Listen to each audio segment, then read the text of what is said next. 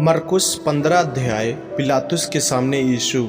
भोर होते ही तुरंत प्रधान याजकों, पुरानियों और शास्त्रियों ने वरन सारी महासभा ने सलाह करके यीशु को बंधवाया और उसे ले जाकर पिलातुस के हाथ सौंप दिया।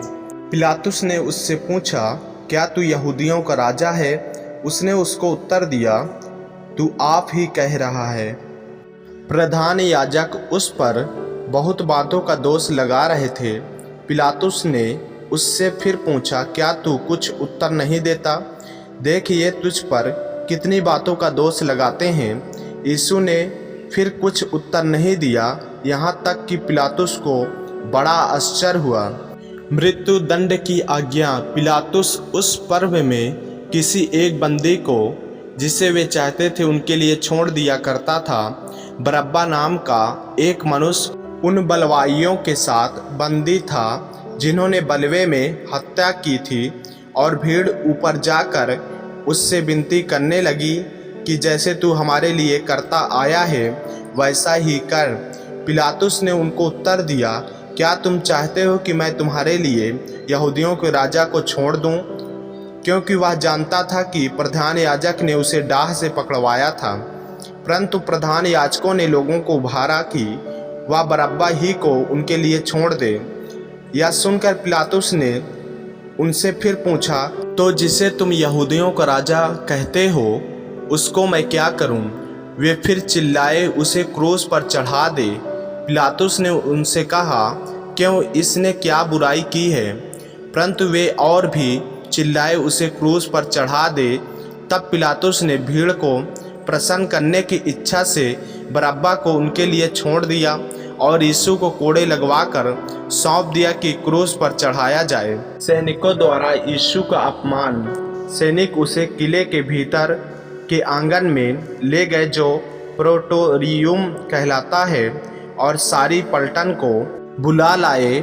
तब उन्होंने उसे बैजनी वस्त्र पहनाया और कांटों का मुकुट गूंथ कर उसके सिर पर रखा, और यह कहकर उसे नमस्कार करने लगे, हे यहूदियों के राजा, नमस्कार।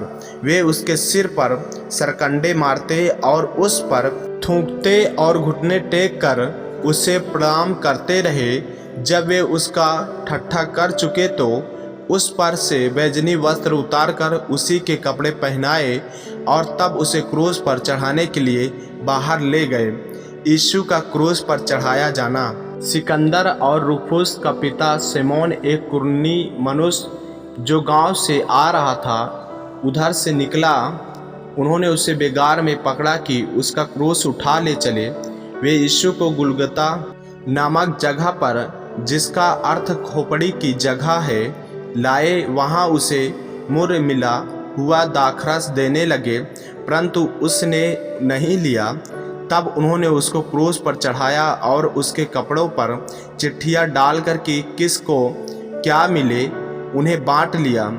और एक पहाड़ दिन चढ़ आया था जब उन्होंने उसको क्रूस पर चढ़ाया, और उसका दोष पत्र लिखकर उसके ऊपर लगा दिया गया कि यहूदियों का राजा।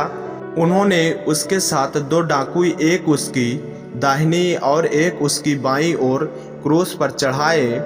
तब पवित्र शास्त्र का वह वचन कि वह अपराधियों के संग गिना गया पूरा हुआ, और मार्ग में जाने वाले सिर हिला हिलाकर और यह कहकर उसकी निंदा करते थे, वह मंदिर के ढाने वाले और 3 दिन में बनाने वाले क्रूस पर से उतरकर अपने आप को बचा ले। इसी रीति से प्रधान याजक भी शास्त्रियों समेत आपस में ठट्ठे से कहते थे, इसने औरों को बचाया पर अपने आप को नहीं बचा सकता। इस्राएल का राजा मसीह अब क्रूस पर से उतर आए कि हम देखकर विश्वास करें। और जो उसके साथ क्रूस पर चढ़ाए गए थे वे भी उसकी निंदा करते थे। यीशु का प्राण त्यागना। दोपहर होने पर सारे देश में अंधियारा छा गया और तीसरे पहर तक रहा। तीसरे पहर यीशु ने बड़े शब्द से पुकार कर कहा, एलोई एलोई लमा सबक्तनी, जिसका अर्थ यह है, हे मेरे परमेश्वर, हे मेरे परमेश्वर, तूने मुझे क्यों छोड़ दिया?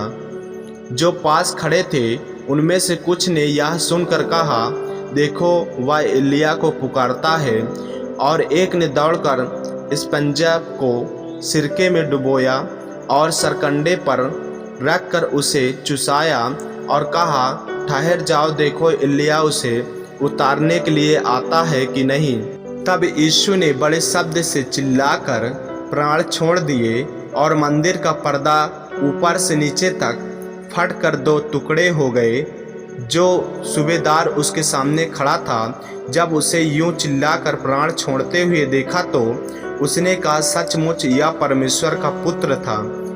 कई स्त्रियां भी दूर से देख रही थी। उनमें मरियम मगदलिनी, छोटे याकूब और योसेस की माता मरियम और सलेमी थी।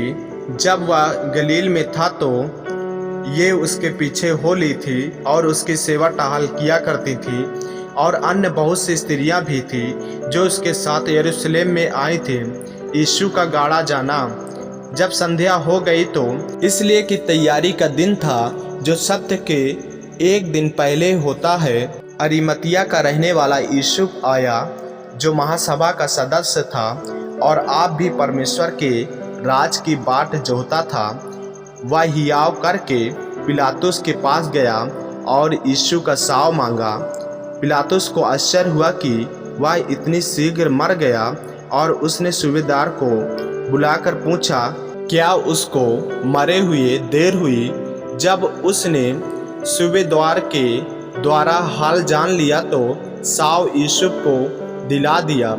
तब उसने मलमल की एक चादर मोल ली और साव को उतारकर उस चादर में लपेटा और एक कब्र में जो चट्टान में खोदी गई थी रखा और कब्र के द्वार पर एक पत्थर लुढ़का दिया।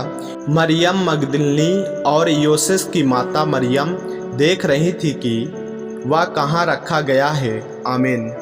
मेरे प्रियो, यदि आप इस चैनल पर नए हैं, यदि आपने अभी तक हमारे चैनल को सब्सक्राइब नहीं किया है तो हमारे चैनल को सब्सक्राइब करिए और बेल आइकन के बटन को दबाएं ताकि वीडियो और ऑडियो रोजाना आप तक पहुंच सके। जय मसीह की। प्रभु आपको आशीष दे।